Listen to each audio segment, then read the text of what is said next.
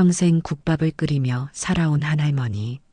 그러나 사람들은 그녀를 무시하고 국밥은 시대에 뒤처진 음식이라며 외면했죠. 그런데 그 앞에 나타난 한 남자. 세계적인 셰프가 그녀 앞에 무릎을 꿇었습니다. 선생님, 저를 기억하시겠습니까? 과연 이들의 사연은 무엇일까요? 감동과 반전이 가득한 오늘의 이야기, 지금 시작합니다. 영상 시작 전 구독과 좋아요 부탁드립니다. 오른쪽 아래에 구독 버튼 눌러주세요. 푸르스름한 새벽빛이 서울 종로구의 좁은 골목을 감싸고 있었다. 오래된 전통시장은 아직 조용했지만 국밥집에서만큼은 불빛이 새어나왔다. 김복수는 커다란 솥 앞에 서서 천천히 국물을 저었다. 주걱이 솥 바닥에 부딪히는 소리와 끓어오르는 국물 소리만이 고요한 공간을 채웠다. 72회를 살아온 그녀의 손등에는 세월의 흔적이 깊게 패여 있었다. 그 주름진 손으로 국자를 들어 국물을 한 모금 맛보았다. 입안에 퍼지는 깊은 감칠맛에 김복수는 고개를 끄덕였다. 오늘도 변함없는 맛이었다. 새벽마다 뼈를 고아내고 야채를 다듬고 정성으로 밥을 짓는 일상. 그녀의 인생은 그렇게 한 그릇의 국밥 속에 녹아들어 있었다. 하지만 최근 들어 시장의 공기가 달라졌다. 국밥집 앞을 지나는 발걸음은 점점 줄어들었고 문을 열고 들어오는 손님들의 얼굴도 낯설어졌다. 김복수는 불 위에서 보글보글 끓고 있는 국물을 바라보며 한숨을 내쉬었다. 요즘 누가 국밥 먹어요? 그 말이 다시 귓가에 울렸다. 얼마 전 지나가던 젊은 남자가 친구에게 던진 말이었다. 그저 스치듯 들은 말이었지만 그 말은 칼날처럼 복순의 가슴에 깊이 박혀 있었다. 국물이 튀지 않게 조심스레 저으면서도 그녀의 마음속에는 의문이 일었다. 정말 국밥은 이제 아무도 찾지 않는 음식이 되어버린 걸까? 평생을 바쳐 만든 이 맛은 이제 아무런 가치가 없는 걸까?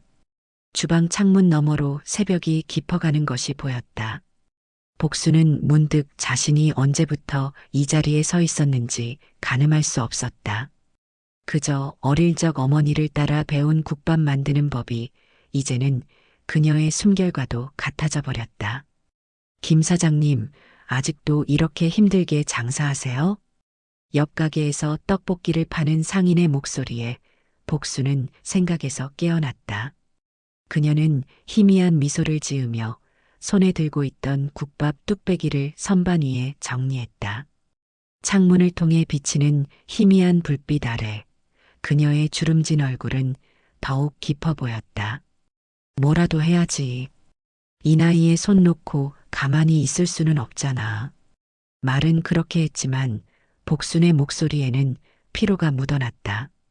예전 같았으면 새벽부터 줄을 서서 기다리던 단골들이 이제는 간간히 찾아오는 정도였다. 하루 종일 국밥을 끓여도 절반도 팔리지 않는 날이 많아졌다. 근데 요즘 젊은 사람들 입맛이 변해서 그런지 국밥 찾는 사람도 많이 줄었죠?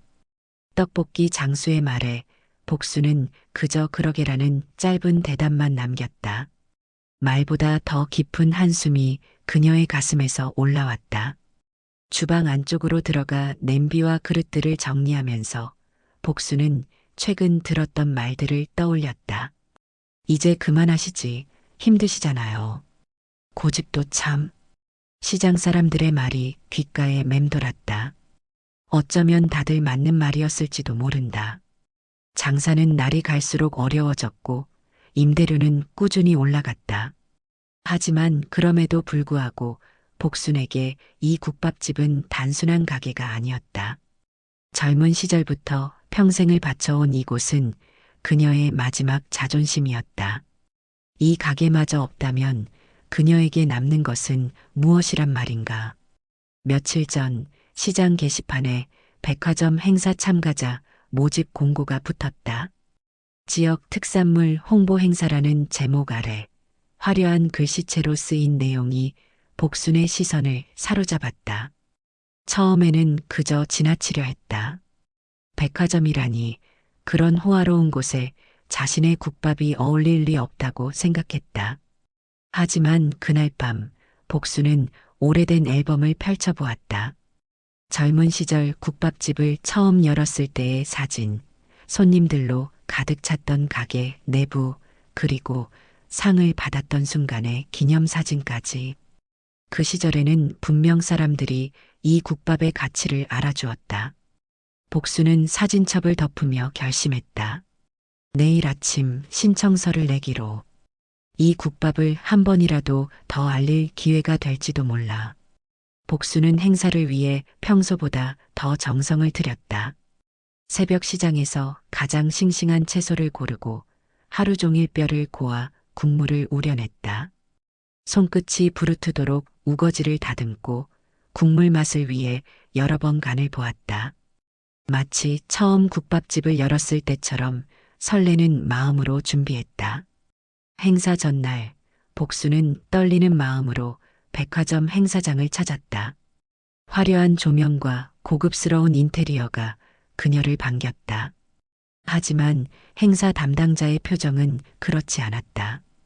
복순을 본 순간 그의 얼굴은 미묘하게 굳어졌다. 할머니, 여기 왜 오셨어요?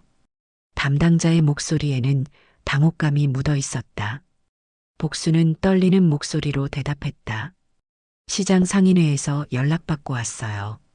내일 행사 준비하려고. 아, 근데요, 할머니. 국밥 같은 건 좀 그렇잖아요. 요즘 VIP 손님들이 좋아할 만한 음식이 아니에요. 그리고 냄새도 강하고. 담당자의 말 한마디 한마디가 복순의 가슴을 찔렀다. 담당자는 행사장 구석을 가리키며 말을 이었다. 저기 한쪽에 자리 드릴 테니까 거기서 조용히 하시면 될 것 같아요. 복수는 그 자리를 바라보았다.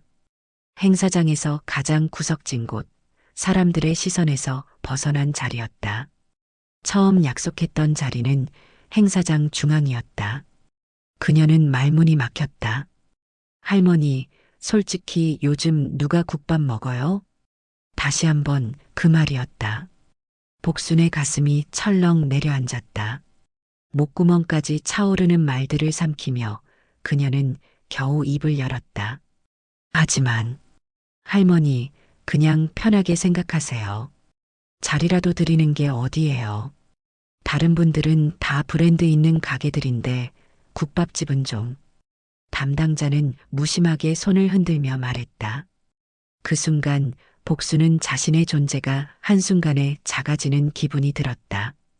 평생을 바쳐 지켜온 국밥, 그것이 이토록 하찮게 취급받는다는 사실이 그녀를 무너뜨렸다. 알겠어요. 더 이상 할 말이 없었다. 복수는 고개를 숙인 채 행사장을 빠져나왔다. 백화점의 반짝이는 조명이 그녀의 구부정한 뒷모습을 비추었다. 행사 당일 복수는 여느 때와 같이 새벽부터 일어나 준비를 시작했다. 하지만 오늘은 어쩐지 손끝이 떨렸다. 평생 해온 일인데도 국자를 잡는 손이 불안하게 떨렸다. 행사장에 도착했을 때 다른 부스들은 이미 화려하게 꾸며져 있었다. 세련된 디자인의 간판, 우아한 테이블 세팅, 그리고 활기찬 직원들. 그 사이에서 복순의 국밥 부스는 마치 시대에 뒤처진 유물처럼 보였다. 지정받은 구석 자리에 자리를 잡고 복순은 묵묵히 국밥을 준비했다. 행사가 시작되자 사람들이 물밀듯이 행사장으로 몰려들었다. 하지만 아무도 그녀의 부스 근처에는 오지 않았다. 다른 부스에서는 샴페인이 따라지고 세련된 핑거푸드가 나왔다. 웃음소리와 환호성이 가득했다. 국밥이야? 너무 무겁지 않아? 요즘 누가 이런 거 먹어? 지나가는 사람들의 말이 복순의 귓가에 꽂혔다. 그녀는 묵묵히 국밥을 저었다. 할 수 있는 일은 그것뿐이었다. 그때였다. 행사장 저 멀리에서 한 남자가 천천히 걸어오고 있었다. 단정한 정장 차림의 그는 주변 사람들과는 달리 분주하거나 떠들지 않았다. 오히려 조용하고 침착한 걸음으로 행사장을 둘러보았다. 행사 스태프들이 그를 향해 고개를 숙이며 인사하는 모습이 보였다. 중요한 인물이 분명했다. 그 남자는 행사장을 둘러보다가 문득 걸음을 멈추었다. 마치 무언가를 찾는 듯 코를 들이켰다. 그리고는 천천히 고개를 돌려 복순의 부스를 향했다. 그의 얼굴에 순간 놀라움이 스쳤다. 이 냄새, 설마. 남자의 목소리에는 믿기지 않는다는 듯한 떨림이 묻어 있었다. 그는 점점 복순의 부스로 다가왔다. 복순은 고개를 들어 그 남자를 바라보았다. 서로의 시선이 마주친 순간 시간이 멈춘 듯했다. 서울의 하늘은 사계절의 빛깔을 뚜렷이 담아냈다. 그 중에서도 1980년대 초의 하늘은 특별히 맑았던 것 같다. 32살의 김복수는 그때 시장 골목에 작은 국밥집을 열었다. 좁은 골목 사이로 햇살이 비치는 아침, 복수는 늘 일찍 일어나 가마솥에 불을 지폈다. 뼈를 고아내는 육수 냄새가 골목을 가득 채울 때면 시장 상인들이 하나둘 모여들기 시작했다. 남편은 묵묵히 가마솥을 지켰다. 그의 얼굴에 맺히는 땀방울이 불빛에 반짝였다. 복수는 그런 남편의 등을 바라보며 앞치마를 매만졌다. 이른 새벽부터 밤늦게까지 부부의 국밥집은 불빛이 꺼지지 않았다. 자, 국밥 나왔어요. 뜨거우니까 조심해서 드셔요. 복순의 목소리는 부드럽고 따스했다. 앞치마에 손을 닦으며 그릇을 내려놓는 동작에서 세심한 정성이 묻어났다. 그녀는 손님 한 명 한 명의 얼굴을 기억했다. 어제 힘들어 보이던 아주머니는 오늘 좀 나아 보이는지, 지난주에 아들 시험 때문에 걱정하던 아저씨의 표정은 어떤지 모든 것을 눈여겨보았다. 그 시절 이 국밥집은 단순한 식당이 아니었다. 사람들의 삶이 녹아든 장소였다. 장사가 잘 되는 날이면 복수는 배고파 보이는 사람에게 슬쩍 국밥 한 그릇을 내밀었다. 돈은 나중에 가져와도 돼요라고 말하면서도 실은 그 돈을 받을 생각이 없었다. 사람이 배고플 때 음식을 나누는 것은 당연한 일이라고 믿었다. 가을이 깊어가던 어느 날이었다. 하루 종일 추적추적 내리던 비가 밤이 되어도 그치지 않았다. 가게 문을 닫으려던 복순의 눈에 밖에서 서성이는 한 소년이 들어왔다. 창백한 얼굴에 젖은 머리카락, 그리고 초점 없는 눈빛. 19살 정도로 보이는 그 아이는 배낭 하나만 달랑 메고 있었다. 복수는 문을 열려다 멈췄다. 소녀는 비에 젖은 채로 국밥집 앞을 서성이며 안을 들여다보고 있었다. 유리창에 맺힌 빗방울 너머로 보이는 그의 모습은 마치 길 잃은 새와 같았다. 남편이 걱정스러운 눈길로 복순을 바라보았지만 복순은 이미 마음을 정했다. 애야, 들어오려무나. 복순이 문을 열고 말을 건넸다. 갑작스러운 말에 소녀는 움찔하며 한 발짝 물러섰다. 그의 눈빛에는 경계와 두려움이 가득했다. 흠뻑 젖은 옷에서는 물기가 뚝뚝 떨어졌다. 저, 돈이 없어요. 소년의 한국어는 서툴렀다. 억양이 어색했고 발음도 정확하지 않았다. 하지만 그 한마디는 너무나 분명했다. 복수는 소년의 얼굴을 가만히 응시했다. 그의 눈동자에는 오랜 굶주림과 고단함이 담겨 있었다. 배고픈 게 먼저지, 돈 걱정은 나중에 해도 돼. 복순의 미소는 따뜻했다. 그녀는 망설임 없이 그에게 국밥 한 그릇을 내밀었다. 비에 젖은 소년의 얼굴 위로 김이 모락모락 피어오르는 국밥 냄새가 번졌다. 소년은 한참을 망설였다. 그러다 결국 조심스럽게 자리에 앉았다. 첫 숟가락을 입에 넣는 순간 소년의 눈에서 눈물이 흘렀다. 한 숟가락, 두 숟가락. 그는 국밥을 먹으며 소리 없이 울고 있었다. 복수는 아무 말 없이 그가 밥을 다 먹을 때까지 기다렸다. 이런 따뜻한 음식은 처음 먹어봐요. 소년의 말은 작았지만 그 진심이 가슴에 와닿았다. 복수는 그 말에 가슴이 저릿해졌다. 어떤 삶을 살아왔기에 이런 평범한 국밥 한 그릇에 눈물을 흘리는 걸까?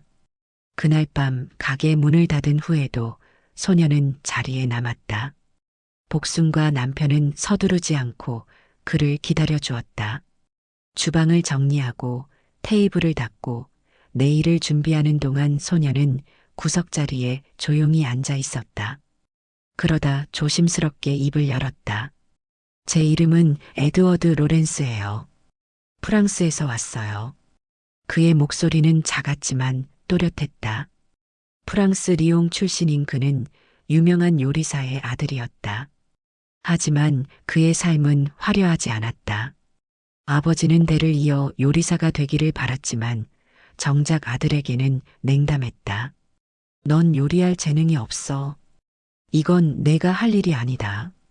어릴 때부터 주방을 기웃거릴 때마다 아버지는 그렇게 말하며 손을 쳤다. 냉혹한 평가와 비교 속에서 에드워드는 점점 움츠러들었다. 유일한 위안은 어머니가 끓여주던 따뜻한 스튜였다. 어머니는 조용히 그를 안아주며 위로했다. 하지만 어머니가 병으로 세상을 떠난 후 집안 분위기는 완전히 변했다. 에드워드는 더 이상 그 집에서 자신의 존재 가치를 찾을 수 없었다. 가족이라는 이름만 남은 집에서 그는 점점 외로워졌다. 결국 그는 도망치기로 했다. 목적지도 없이 그저 멀리 떠나고 싶었다. 여행사에서 우연히 한국행 비행기 표를 발견했을 때 그것은 마치 운명처럼 느껴졌다. 어딘가에는 나를 받아줄 곳이 있겠지. 그렇게 품은 희망은 현실 앞에서 무너졌다. 한국은 그에게 너무나 낯선 나라였다. 언어도 통하지 않고 비자 문제로 학교에도 들어갈 수 없었다. 가져온 돈이 떨어지자 거리에서 지내기 시작했다. 며칠 동안 거의 굶다시피 하던 그가 우연히 국밥집 앞을 지나게 된 것이었다. 복순과 남편은 묵묵히 그의 이야기를 들었다. 두 사람의 눈빛에는 비난이나 불신이 아닌 깊은 이해와 연민이 담겨 있었다. 이야기를 다 들은 후 남편이 조용히 말했다. 밥값 걱정 말고 언제든 와서 먹으려무나. 사람은 배고플 때 돕는 게 먼저지. 그 한마디에 에드워드의 눈시울이 다시 붉어졌다. 그는 고개를 숙이고 조용히 눈물을 닦았다. 복수는 말없이 그의 등을 토닥였다. 누군가의 이야기에 귀 기울이고 배고픔을 달래주는 것. 그것은 복순에게 당연한 일이었다.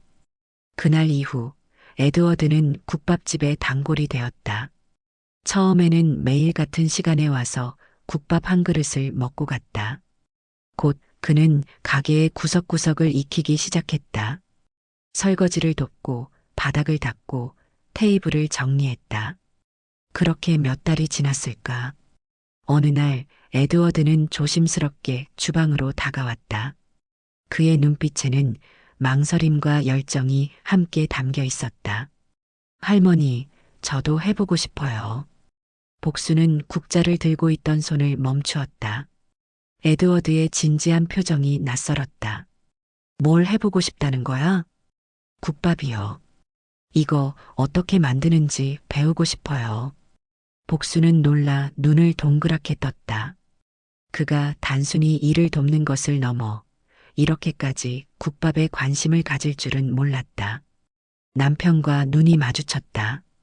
남편의 눈빛에서 무언가를 확인한 후 복수는 에드워드를 향해 돌아섰다. 이건 단순한 요리가 아니야. 그냥 고기 삶고 밥 말면 되는 게 아니라고. 복순의 목소리는 진지했다. 국밥은 단순한 음식이 아니었다. 오랜 시간 정성을 들여 우려낸 육수, 신선한 재료, 그리고 무엇보다 음식을 대하는 마음이 중요했다. 알아요. 하지만 저도 누군가를 따뜻하게 해주는 요리를 만들고 싶어요. 에드워드의 눈빛은 흔들림 없이 복순을 바라보았다. 그 눈빛에서 복순은 자신의 젊은 시절을 보는 듯했다. 낯선 이에게 한 그릇의 밥을 내어주며 느꼈던 그 뿌듯함, 누군가의 허기를 달래주는 보람. 아마도 에드워드는 자신이 받은 것을 이제는 다른 이에게 전하고 싶은 것일 테다. 그래, 한번 배워보자. 그날부터 에드워드는 복순의 제자가 되었다. 새벽부터 일어나 복순과 함께 장을 보고 뼈를 고르고 야채를 다듬었다. 처음에는 서툴렀다. 칼을 다루는 손이 서툴러 자주 다치기도 했고 육수의 간을 맞추는데 어려움을 겪기도 했다.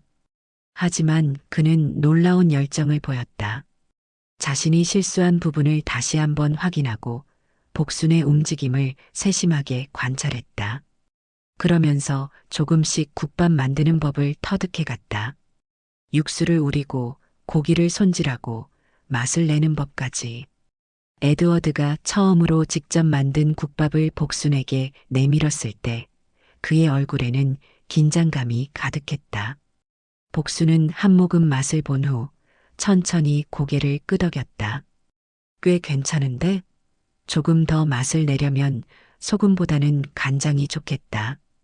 그 한마디에 에드워드의 얼굴이 환하게 밝아졌다. 그 순간 그는 깨달았다.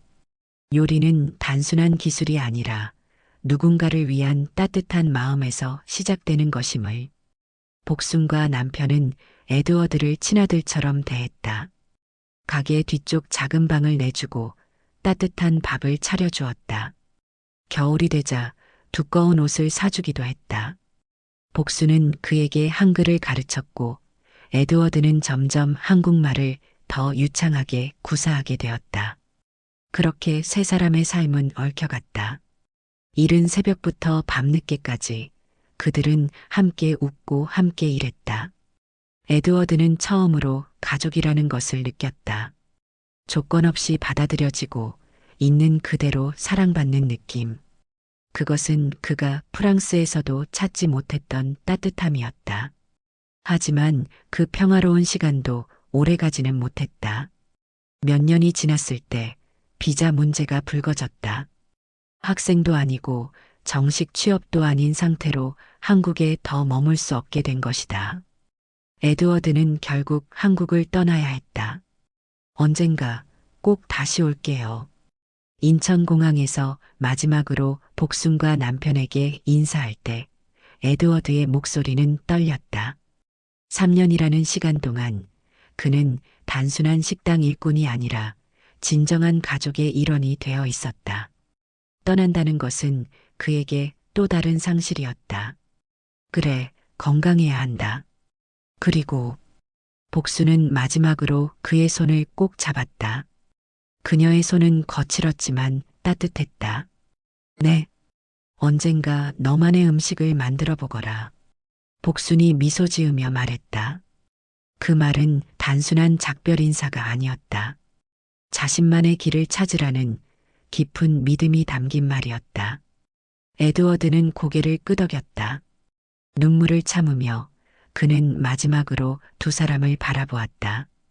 국밥집에서의 시간들, 새벽에 장을 보던 순간들, 국물 맛을 보며 웃던 기억들. 모든 것이 그의 마음에 깊이 새겨졌다. 프랑스로 돌아간 후 에드워드는 새로운 결심을 했다. 그는 더 이상 아버지의 그림자 아래 머물지 않기로 했다. 한국에서 배운 국밥의 깊은 맛, 그 정성을 세계에 알리고 싶었다. 나는 한국에서 배운 국밥을 세계에 알릴 거야.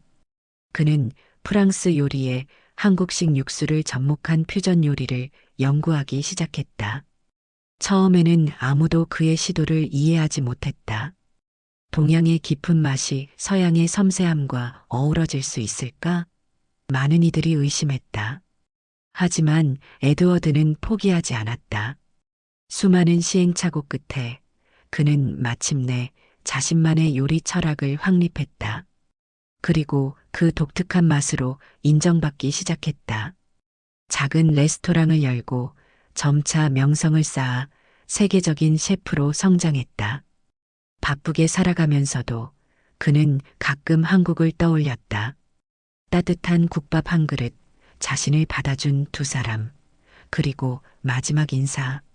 그 기억은 에드워드에게 언제나 특별한 자리를 차지했다. 시간은 흘러 40년이 지났다. 이제는 한국을 떠난 지 오래되었지만 그의 마음속에는 여전히 복순의 국밥 맛이 남아 있었다. 그리고 지금 백화점 행사장에 서서 그는 다시 한번 그 익숙한 국밥 냄새를 맡고 있었다. 한순간 시간이 거꾸로 흐르는 듯했다. 비 내리던 밤 처음 국밥을 맛보던 그 느낌이 되살아났다. 에드워드는 천천히 냄새를 따라 걸음을 옮겼다.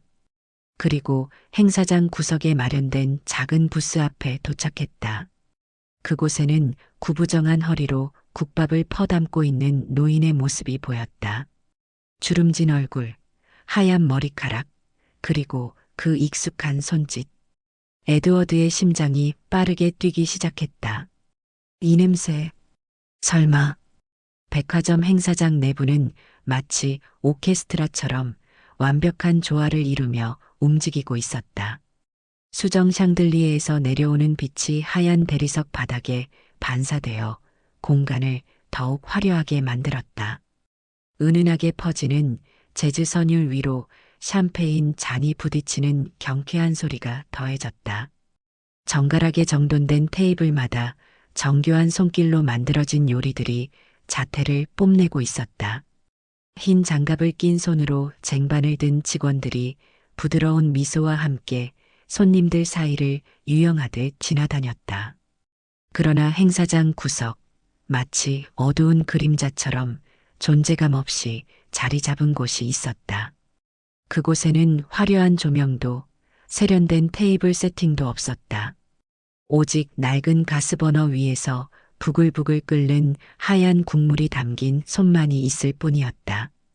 김복수는 가스버너의 불꽃을 조절하며 국물이 너무 센 불에 끓지 않도록 주의를 기울였다. 72회의 세월이 새겨진 그녀의 손은 여전히 정확했다. 행사장의 화려함과는 대조적으로 그녀의 공간은 소박하고 담백했다. 하지만 그 소박함 속에서도 솥에서 피어오르는 국밥 향은 깊고 진했다. 복수는 흰 접시에 밥을 담고 그 위에 정성스럽게 국물을 부었다. 고기 한 점을 올리면서 그녀의 눈빛은 마치 자식을 돌보는 어머니와 같았다. 열정과 정성이 담긴 손길 하나하나가 일생을 바쳐온 그녀의 자부심을 담고 있었다. 하지만 그 정성을 알아주는 이는 없었다. 사람들은 국밥 부스 앞을 지나치며 힐끗 쳐다보고는 곧 다른 화려한 음식들이 있는 곳으로 발길을 돌렸다. 멀리서 그녀를 바라보던 행사 직원이 동료에게 몸을 기울이며 속삭였다. 아니, 이런 촌스러운 음식을 왜 넣었대? 그 말이 복순의 귀에 들릴 리 없었지만 마치 들은 것처럼 그녀의 가슴 한구석이 아려왔다. 복순은 깊은 숨을 들이마시고 다시 한번 용기를 내어 지나가는 손님들에게 말을 건넸다. 국밥 한 그릇 드셔보시겠어요? 그녀의 목소리는 부드럽고 진심이 담겨 있었다. 하지만 지나가는 사람들의 반응은 정중하게 거절하는 것이 전부였다. 아, 저는 괜찮아요. 한 여성이 살짝 미소를 지으며 말했지만 그 눈빛은 복순의 국밥이 아닌 그 너머 화려한 디저트 테이블을 향하고 있었다. 좀 무거울 것 같은데 다른 음식 먼저 볼게요. 또 다른 손님은 미간을 살짝 찌푸리며 대답했다.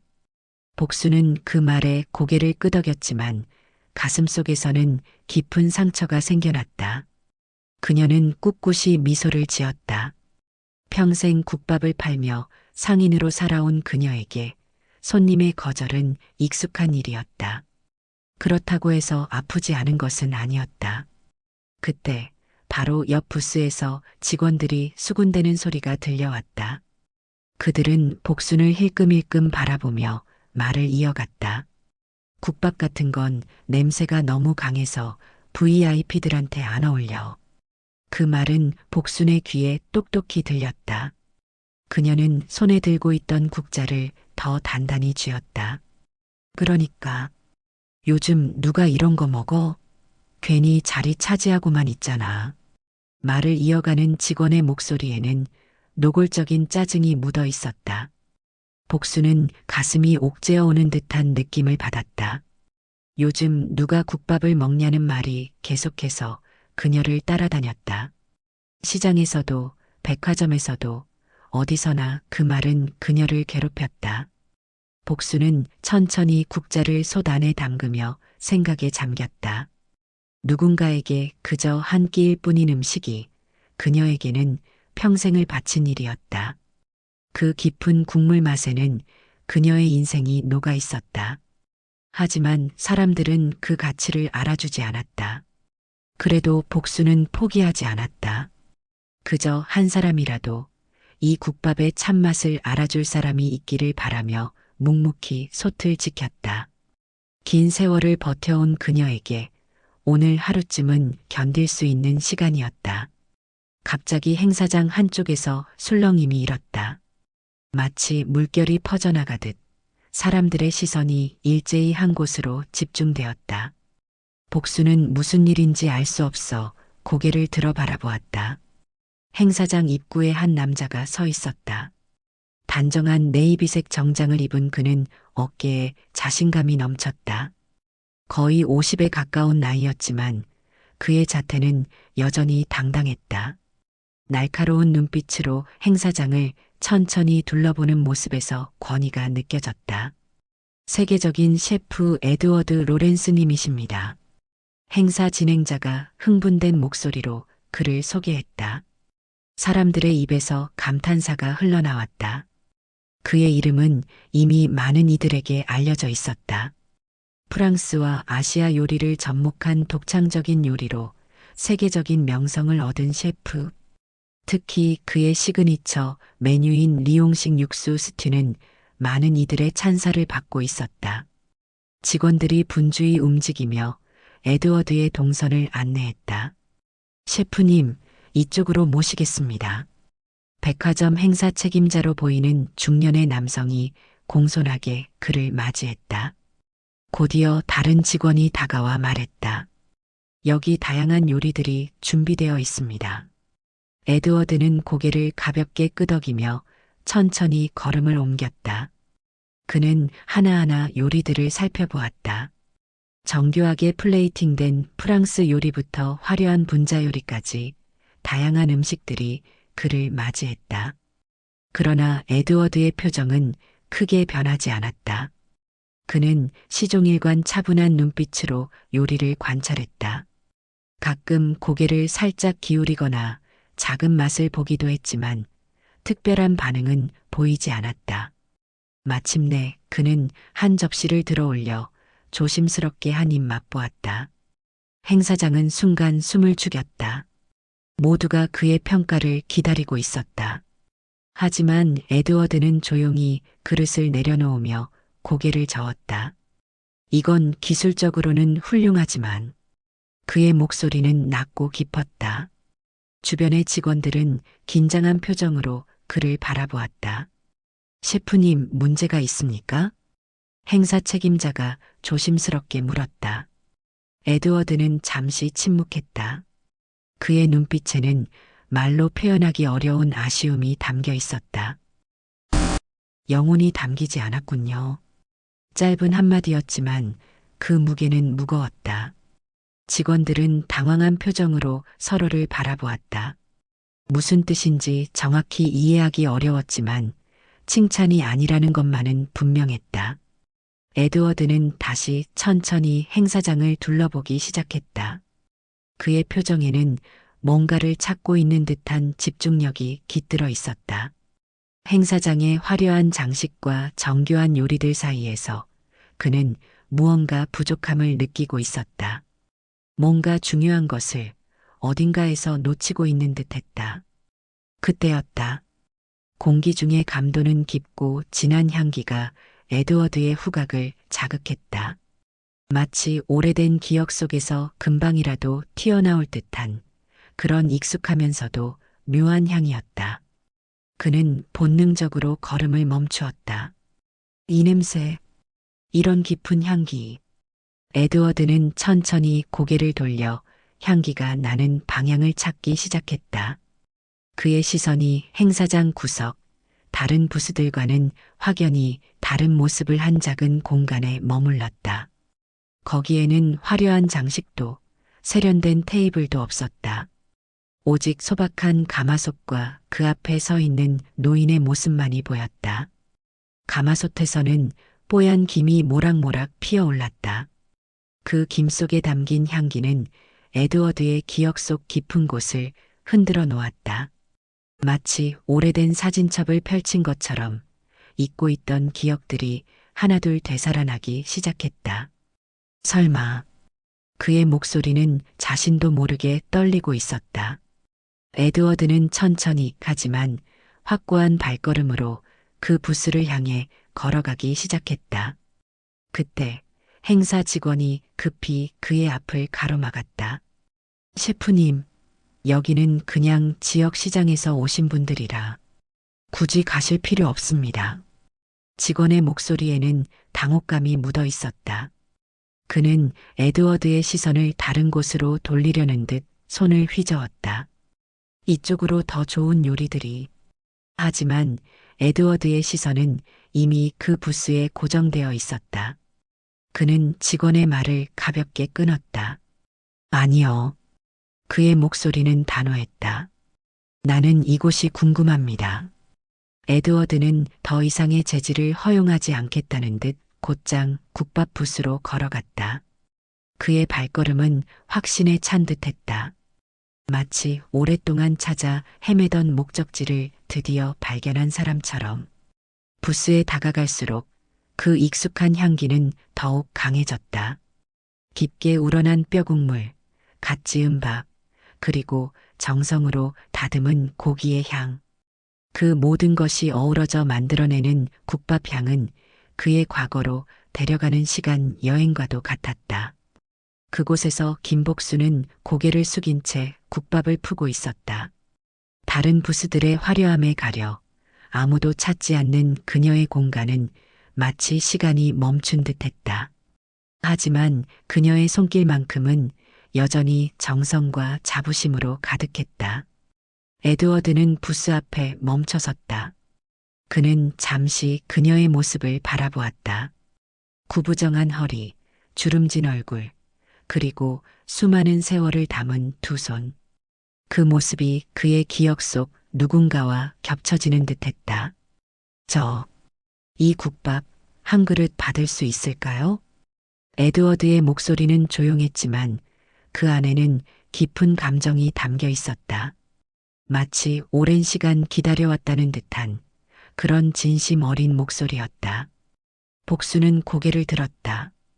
그녀의 시선이 에드워드의 얼굴과 마주쳤다. 그 순간 시간이 멈춘 듯했다. 복순의 눈이 점점 커졌다. 그녀는 눈앞의 남자를 바라보며 멈춰섰다. 낯설면서도 익숙한 얼굴. 세월의 흔적이 깊게 새겨져 있었지만 그 눈빛만큼은 변하지 않았다. 마치 과거와 현재가 뒤섞인 듯한 기묘한 감각이 복순을 감쌌다. 복순의 손에서 국자가 미세하게 흔들렸다. 그녀의 가슴은 빠르게 뛰기 시작했다. 수십 년의 세월이 한순간에 무너지는 듯한 느낌이었다. 너 혹시? 복순의 목소리는 떨렸다. 그녀의 눈에 믿기지 않는다는 듯한 표정이 스쳤다. 그것은 질문이자 확인이자 오랜 기다림의 표현이었다. 에드워드는 천천히 고개를 끄덕였다. 그의 눈에도 복잡한 감정이 어려 있었다. 기쁨, 그리움, 애틋함, 그리고 무언가 말로 표현할 수 없는 깊은 감정이. 사람들이 두 사람을 향해 시선을 던졌다. 세계적인 셰프가 행사장 구석, 아무도 관심 갖지 않던 국밥 부스 앞에 서 있다는 사실이 모두를 당혹스럽게 만들었다. 행사 책임자는 초조한 표정으로 다가오려 했지만 에드워드와 복순 사이에 흐르는 무언가가 그를 멈추게 했다. 그 순간 행사장의 모든 화려함과 소음은 사라진 듯했다. 오직 두 사람만이 존재하는 시간과 공간. 그들의 시선 속에는 40년이라는 세월이 담겨 있었다. 에드워드는 조용히 국밥 앞에 자리를 잡았다. 행사장의 모든 시선이 그에게 쏠렸지만 그의 세계는 오직 눈앞의 국밥 한 그릇으로 좁혀진 듯했다. 그릇에서 피어오르는 하얀 김이 그의 얼굴을 부드럽게 감쌌다. 따스한 수증기가 그의 피부에 닿을 때마다 오래된 기억의 조각들이 하나둘 깨어나기 시작했다. 국밥 그릇 속에는 세상이 담겨 있었다. 깊은 향을 내는 뽀얀 국물, 적당히 간이 배어든 우거지, 그리고 정성스레 얹어진 고기 한 점. 에드워드는 한참 동안 아무 말도 하지 않았다. 그저 그 광경을 바라볼 뿐이었다. 천천히 마치 의식을 치르듯 그는 숟가락을 들었다. 주변의 웅성거림도, 행사장의 화려한 조명도, 사람들의 의아한 시선도 모두 사라진 듯했다. 에드워드의 세계에는 오직 이 국밥과 그것을 만든 노인만이 존재했다. 국밥을 한 숟갈 떠서 입에 넣는 순간 시간이 멈춘 듯했다. 그 익숙한 맛이 혀끝을 감싸자 40년 전의 기억이 홍수처럼 밀려왔다. 텅 빈 배를 움켜쥐고 차가운 비를 맞으며 거리를 헤매던 날들. 처음으로 이 국밥 한 그릇을 앞에 두고 울컥했던 그 순간. 허기진 몸을 이끌고 이 국밥 한 그릇을 처음 맛보았던 날. 에드워드는 천천히 씹었다. 그리고 숟가락을 내리지 않은 채 또 한 숟가락을 떴다. 그리고 또 천천히 하지만 멈추지 않고 목을 넘기는 순간마다 온몸이 따뜻해지는 기분이었다. 여전히 변하지 않은 맛. 여전히 그때 그 국밥이었다. 하지만 국밥 그릇 너머로 보이는 풍경은 달라져 있었다. 한때 그를 따뜻하게 받아주었던 그 사람은 이제 너무나 늙어 있었다. 주름진 얼굴, 흰 머리카락, 그리고 세월의 무게가 담긴 두 손. 에드워드의 가슴 한구석이 아려왔다. 마지막 한 숟가락을 비우고 그는 천천히 숟가락을 내려놓았다. 고개를 들어 노인의 얼굴을 바라보았다. 그의 눈빛에는 복잡한 감정이 교차했다. 그리움, 안타까움, 미안함, 그리고 무엇보다 깊은 감사함. 정말 선생님이 맞습니까? 에드워드의 한국어는 여전히 어색했다. 억양이 살짝 남아있고 말투도 자연스럽지 못했다. 하지만 그 목소리에는 묘한 떨림이 섞여 있었다. 오랜 시간을 건너온 소년의 목소리 같았다. 복수는 그제야 조심스럽게 에드워드의 얼굴을 바라보았다. 그녀의 눈에는 혼란스러움이 가득했다. 오래전 기억 속의 낯익은 얼굴을 찾으려는 듯 그녀는 에드워드의 얼굴 곳곳을 살폈다. 내가 누구라고? 복순의 목소리는 나지막했다. 늙은 손으로 국자의 손잡이를 꽉 쥐었다. 마치 무언가 떠오를 듯 말 듯한 표정이었다. 기억의 저편에서 무언가를 찾고 있는 듯했다. 그 순간 행사장 곳곳에서 웅성거리는 소리가 퍼졌다. 사람들은 놀란 눈으로 두 사람을 바라보며 수군거렸다. 뭐야, 저 유명한 셰프님이 저 국밥집 할머니를 알고 있는 거야? 설마 무슨 사연이라도 있는 거 아니야? 백화점 직원들은 당황한 얼굴로 서로를 바라보았다. 조금 전까지 촌스럽다며 무시했던 국밥집 할머니에게 행사의 VIP가 무슨 의미 있는 표정을 짓고 있었다. 그것은 그들의 예상을 완전히 벗어난 상황이었다. 에드워드는 떨리는 손으로 국밥을 다시 한번 떠보았다. 손가락 마디가 살짝 흔들리는 것이 보였다. 그의 눈에는 복잡한 감정이 어려 있었다. 복수는 그 떨림을 놓치지 않았다. 그녀의 눈에 의심과 기대가 함께 깃들었다.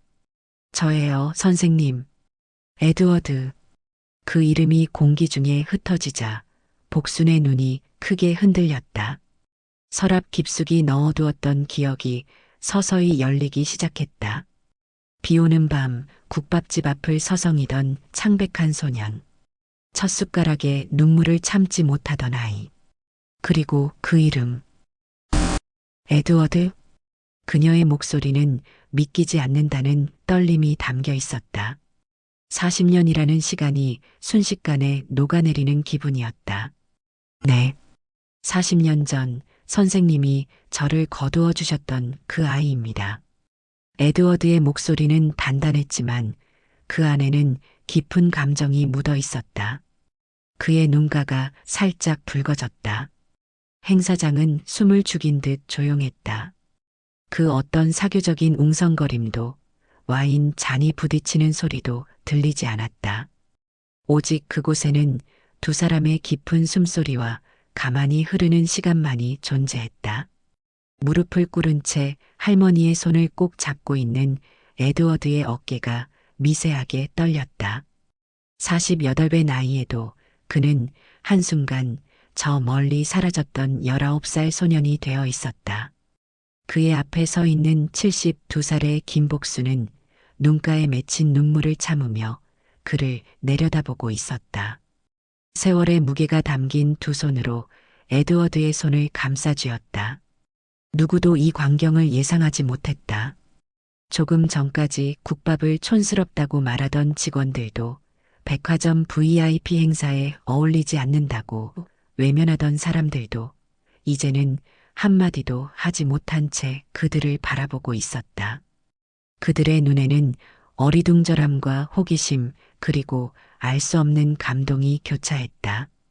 이렇게까지 컸구나. 복순의 목소리는 떨렸다.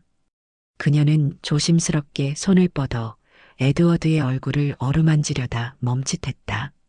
너무 멀리 가버린 줄 알았던 시간, 이제는 다시 닿을 수 있을까 하는 망설임이 그녀의 동작에 묻어났다. 하지만 에드워드는 그 망설임을 놓치지 않았다. 그는 복순의 손을 잡아 자신의 얼굴에 가져다 대었다. 너무 오래 걸렸습니다, 선생님. 에드워드의 목소리에는 깊은 후회와 안타까움이 묻어 있었다.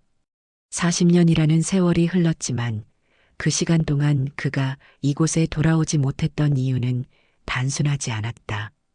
처음 몇 년은 프랑스에서 생존하기에 급급했습니다.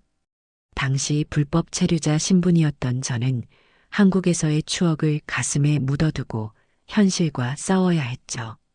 그의 눈빛에는 세월의 무게가 담겨 있었다. 어린 시절 받은 상처를 극복하고 낯선 땅에서 새로운 삶을 일구는 과정은 결코 쉽지 않았다. 그 후에는 성공에 집착했습니다. 인정받고 싶었고 선생님께 떳떳한 모습으로 돌아가고 싶었어요. 하지만 그 욕심이 오히려 선생님을 더 멀어지게 만들었습니다. 그는 잠시 고개를 숙였다. 성공의 정점에 오른 후에도 한국으로 돌아오는 비행기 표를 몇 번이나 예매했다가 취소했는지 모른다고 했다. 부끄러움과 두려움이 그를 붙잡았던 것이다. 선생님이 여전히 그곳에 계실지, 기억해 주실지, 실망하지는 않으실지. 수많은 불안이 그를 괴롭혔다.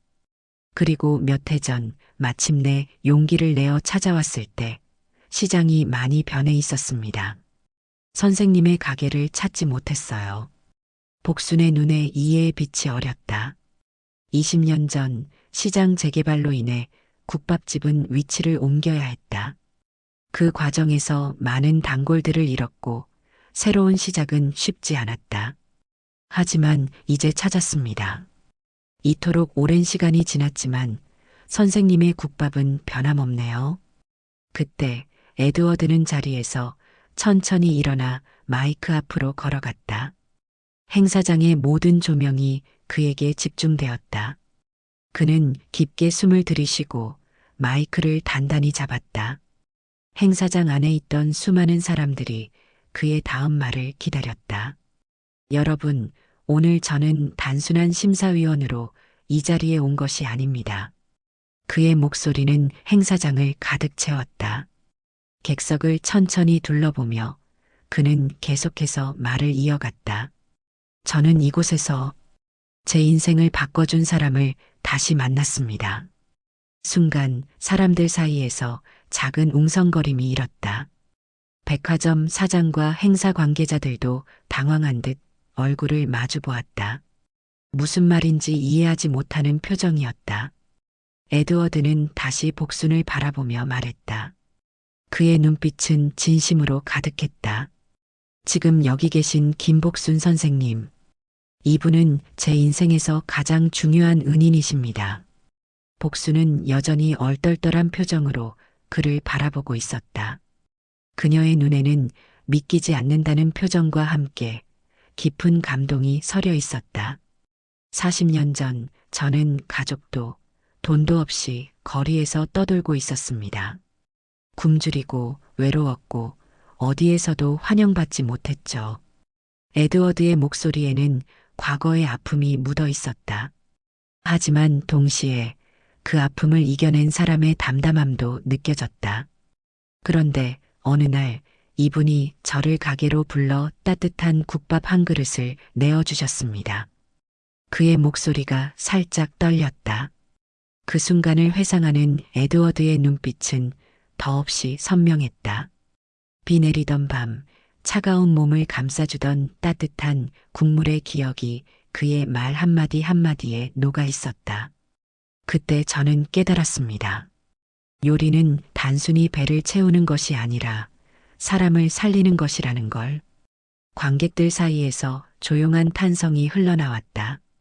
누군가는 그 말에 깊이 공감했는지 살짝 고개를 끄덕이기도 했다. 전 세계 어디를 가도 이 국밥처럼 따뜻한 음식을 찾을 수 없었습니다. 에드워드는 천천히 숨을 내쉬며 미소를 지었다. 그 미소 속에는 오랜 시간 동안 품어온 감사의 마음이 담겨 있었다. 이제는 제가 은혜를 갚을 차례입니다. 그 말에 행사장은 더욱 조용해졌다. 모두가 그의 다음 말을 기다리는 듯했다. 에드워드는 다시 복순을 바라보았다. 그의 눈빛은 확고했다. 이제야 상황을 파악한 백화점 사장이 황급히 복순에게 다가왔다. 그의 얼굴에는 당혹감과 함께 땀이 맺혀 있었다. 어르신, 제가 큰 실수를 했습니다. 사장의 목소리는 진정한 사과의 뜻을 담고 있었다. 그는 깊이 허리를 숙이며 말을 이었다. 이렇게 훌륭한 분을 저희가 몰라 뵀습니다. 신뢰를 범한 점 진심으로 사과드립니다. 곁에 있던 행사 관계자들도 고개를 숙였다. 그들의 얼굴에는 부끄러움이 가득했다. 죄송합니다. 저희가 너무 편견을 가졌던 것 같습니다. 아까까지 요즘 누가 국밥을 먹어요? 라며 빈자리를 주던 직원들의 얼굴도 새파래졌다. 그들은 고개를 푹 숙인 채 말 한마디 하지 못했다. 복수는 그들을 바라보다가 천천히 미소를 지었다. 그녀의 눈에는 원망이 아닌 이해와 관용이 담겨 있었다. 됐어요. 나야 뭐 원래 그런 소리 많이 듣고 살아서. 그녀는 말을 이으며 국밥을 한 국자 떠서 뚝배기에 담았다. 그릇에서는 여전히 따뜻한 김이 모락모락 피어올랐다. 하지만 사과했으면 한 그릇씩 먹고 가요. 국밥은 나눠 먹을 때 제일 맛있는 거니까. 복순의 목소리에는 따스함이 깃들어 있었다. 그녀는 평생 그래왔듯이 사람들에게 따뜻한 한 그릇을 대접하고 있었다. 그 모습을 지켜보던 에드워드는 다시 복순 앞에 섰다. 그의 얼굴에는 결연한 표정이 서려 있었다. 선생님, 복순은 고개를 들었다. 그녀의 눈에는 아직도 믿기지 않는다는 표정이 남아 있었다. 이제 이 국밥을 전 세계에 알리고 싶습니다. 뭐? 복순의 목소리에는 당혹감이 묻어났다. 그녀는 에드워드의 말을 제대로 이해하지 못한 듯 했다. 제가 운영하는 레스토랑과 협업해서 이 국밥을 세계적인 요리로 만들겠습니다. 그리고 그는 잠시 말을 멈췄다. 그의 눈빛은 진지했다. 선생님께서 저와 함께 해주셨으면 합니다. 행사장은 또다시 술렁였다. 사람들의 눈에는 놀라움과 호기심이 가득했다. 세계적인 셰프가 평생 시장에서 국밥을 끓여온 한 노인과 함께 요리를 하겠다고? 그것은 상상도 하지 못했던 일이었다. 복수는 어이없다는 듯 웃음을 터뜨렸다. 그녀의 웃음소리는 행사장을 가볍게 채웠다. 이 나이에 뭘 같이 해? 그녀의 목소리에는 쑥스러움이 묻어 있었다. 하지만 에드워드는 물러서지 않았다. 그렇다면 제가 선생님의 가게를 돕겠습니다. 더 많은 사람이 선생님의 음식을 맛볼 수 있도록요. 그게 그렇게까지 거창할 일이야? 복순의 물음에 에드워드는 흔들림 없이 대답했다. 제게는 그렇습니다. 그의 목소리는 단호했다. 에드워드의 눈빛에는 확고한 결심이 담겨 있었다. 그것은 단순한 감사의 표현을 넘어 오랜 세월 동안 품어온 깊은 약속과도 같았다. 복수는 잠시 국밥이 끓는 솥을 내려다보았다. 솥 안에서는 여전히 국물이 부글부글 끓고 있었다. 그 모습은 그녀의 인생과도 닮아 있었다. 오랜 세월 끓이고 또 끓이며 깊은 맛을 내는 국밥처럼 그녀도 인생의 맛을 내려고 노력해왔다. 국밥집을 지키면서 수도 없이 고민했다. 이제 이 일을 그만둬야 하는 걸까? 세상이 변해도 이 국밥이 여전히 의미가 있을까? 사람들이 점점 찾지 않는 국밥. 그것은 그녀의 존재 가치와도 맞닿아 있었다. 하지만 눈앞에 선 에드워드를 보니 확신이 들었다. 이 국밥 한 그릇이 한 사람을 살렸다면 그걸로 충분한 거 아닐까? 40년이 지나도 그 가치는 변하지 않았다. 복수는 천천히 고개를 끄덕였다. 그녀의 눈빛에는 새로운 결심이 담겨 있었다. 그래, 같이 해보자. 하지만 내 손맛은 절대 못 따라온다. 그녀의 말에는 여전히 자부심이 묻어 있었다. 에드워드는 웃으며 깊이 고개를 숙였다. 네, 선생님. 그의 목소리에는 깊은 존경과 애정이 담겨 있었다. 그것은 단순한 스승과 제자의 관계를 넘어 한 인간의 삶을 바꾼 소중한 인연에 대한 감사였다. 그날 이후 복순의 국밥집에는 변화가 생겼다. 오래된 간판은 그대로였지만 가게 안의 분위기는 달라졌다. 단골들뿐만 아니라 에드워드의 레스토랑을 보고 찾아온 외국인 손님들까지 줄을 섰다. 에드워드는 자신의 SNS와 방송 출연을 통해 복순의 국밥을 소개했다. 내 요리의 뿌리라고 소개하며 그는 진심 어린 이야기를 전했다. 차가운 비 내리는 밤, 한 그릇의 국밥이 어떻게 한 사람의 인생을 바꿀 수 있는지에 대한 감동적인 이야기를.